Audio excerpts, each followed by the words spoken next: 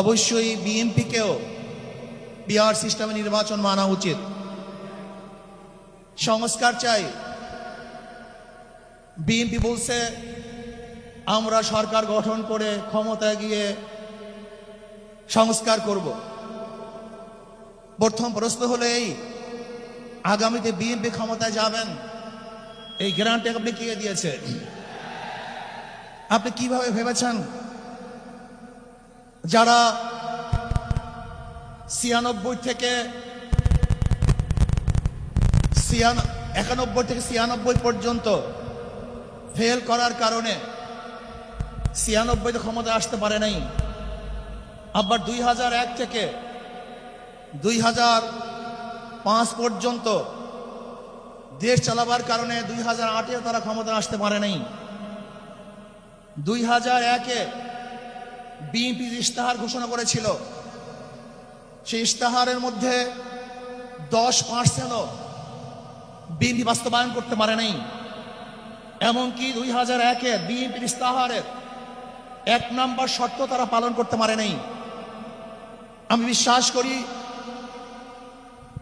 আগামীতে ক্ষমতায় কে যাবে না যাবে আমি জানি না, কিন্তু বাংলাদেশের জনগণ কোন দুর্নীতিবাজ, চাঁদাবাজ, দখলবাজ, খুনিদেরকে আর ক্ষমতায় নিবে না। বাংলাদেশের জনগণ রক্ত দিয়েছে, জীবন দিয়েছে বাংলাদেশে চাঁদাবাজি করার জন্য নয়, খুন করার জন্য নয়, দেশকে দখল করার জন্য নয়, দুর্নীতি করার জন্য মানুষ রক্ত দেয়, জীবন দেয়।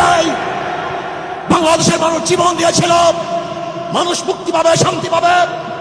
আমার গরিব দুঃখী মানুষ ক্ষুধার্ত থাকবে না, বাংলাদেশের একজন মানুষ খোলা আকাশের নিচে থাকবে না, বাংলাদেশের একজন গরিব বস্ত্রহীন থাকবে না, আমার বাংলাদেশের কোন মানুষ গুম হবে না, খুন হবে না, বাংলাদেশের কোন ব্যবসায়ীকে চাঁদা দিতে হবে না, বাংলাদেশের প্রত্যেক নাগরিক অধিকার বাস্তবায়ন হবে, তারা শান্তিতে বসবাস করতে পারবে, নির্বিঘ্নে ঘুমাতে পারবে, আমার মা বোনরা ইজ্জত দিয়ে রাস্তায় চলাফেরা করতে পারবে।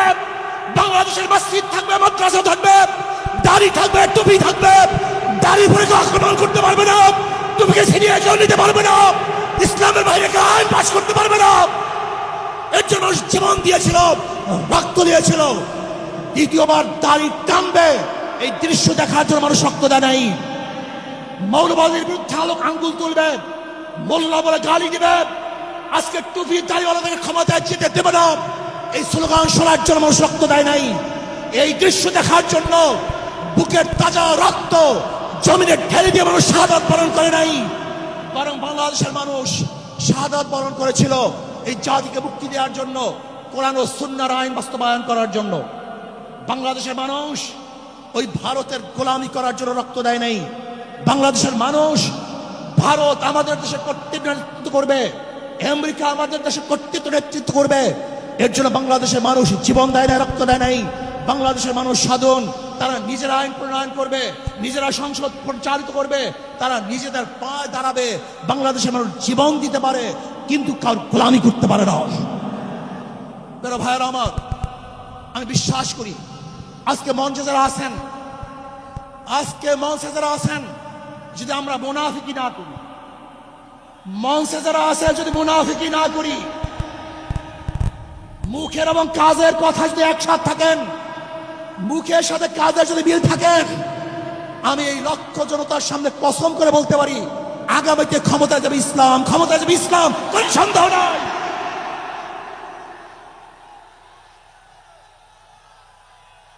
কিন্তু খবরদার যদি মুনাফিকি করি, তাহলে এদেশের মানুষ সচেতন হয়েছে, এদেশের মানুষ সব জ্ঞানী হয়ে গেছে।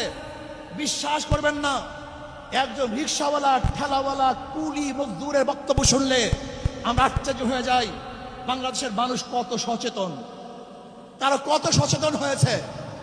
যদি আমরা মুনাফিকি না করি, যদি আমরা ঐক্যবদ্ধ থাকি, বাংলাদেশে একটা বাক্স ইসলামের নামে দিতে পারি, যেরকম আমেরিকা এবং ওই জারজ ইসরায়েল ইরানের আক্রমণকারী ভেবেছিল মুহূর্তের মধ্যে নিচ্ছিন্ন করে দিবে, কিন্তু আক্রমণ করার পরে দেখেছে ইরানের গুহার থেকে কোথার থেকে বোম মিসাইল চলে আসছে। আমেরিকা এবং ইসরায়েল যেরকম অনুভব করতে পারে নাই, বাংলাদেশের বুকে যদি একটা বাক্স দেওয়া হয়, বাংলাদেশের ঘরের থেকে এমন মিসাইল বের হবে, এমন বোমা বের হবে, গোটা বাংলাদেশ থেকে, গোটা দুনিয়া থেকে ইসলামের দুশমনদের ধ্বংস করে ফেলবে ইনশাআল্লাহ। ঐক্য হন, মুনাফিকি করবেন না, একসাথ হন, ঐক্যবদ্ধ হন। এইটা আমার মেসেজ থাকবে।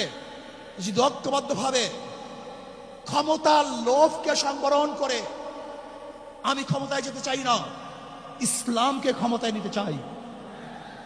আমি ক্ষমতায় যাইতে চাই না, কোরআন ও সুন্নাহকে ক্ষমতায় নিতে চাই। যদি আদর্শ লালন করেন, এই নীতি আদর্শ যদি গ্রহণ করেন, ইনশাআল্লাহ নাসরুম মিনাল্লাহি ফাতহুন করিব ওয়াবাশশিরিস সাবিরিন। সেই দিন আসতেছে, আমি দেখতেছি, মহারাজ আমার চোখের সামনে আমি দেখতেছি, ওই সংসদের মধ্যে কলেমার কথা হবে, কোরআন ও সুন্নাহর কথা হবে, লা ইলাহা ইল্লাল্লাহ উচ্চারিত হবে। গোটা বাংলাদেশের মানুষ শান্তিতে বসবাস করতে পারবে। জুলুম থাকবে না, অত্যাচার থাকবে না, অবিচার থাকবে না। প্রত্যেকটা মানুষের প্রাপ্তি তাদের ঘরে ঘরে পৌঁছানো হবে। আজকে আমার মা বোনেরা মনে করছে ইসলাম ক্ষমতা আসলে আমাদের অবস্থাটা কি হবে। ইসলাম ক্ষমতা আসলে প্রত্যেকটা মা বোনের ন্যায্য অধিকারকে প্রতিষ্ঠিত করা হবে। ইসলাম ক্ষমতা আসলে আগামী 5-10 বছরের মধ্যে সমস্ত গরিবরা দরিদ্র সীমার উপরে চলে যাবে। ইসলাম ক্ষমতা আসলে 28 লক্ষ কোটি টাকা বিদেশে পাচার হবে না, দুর্নীতি থাকবে না, জুলুম থাকবে না, অত্যাচার থাকবে না, নির্বিচার কোনো মানুষ আর খুন হবে না, গুম হবে না। ইসলাম ক্ষমতা আসলে শ্রমিকদেরকে তাদের অধিকার আদায়ের জন্য রাস্তায় নামার কোনো প্রয়োজন হবে না।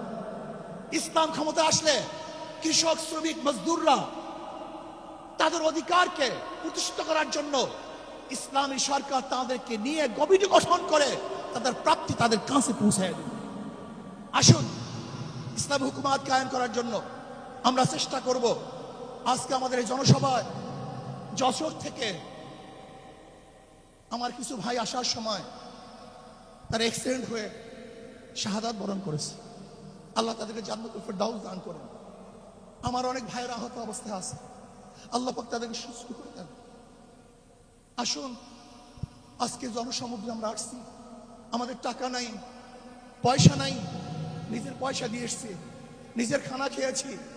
এই জাতিকে, এই দলকে, এই কাফেলাকে গোটা দুনিয়ার কোনো প্রশক্তি পরাজয় করতে পারবে না, থামিয়ে রাখতে পারবে না। অবশ্যই ইনশাআল্লাহ আমরা বিজয় হব।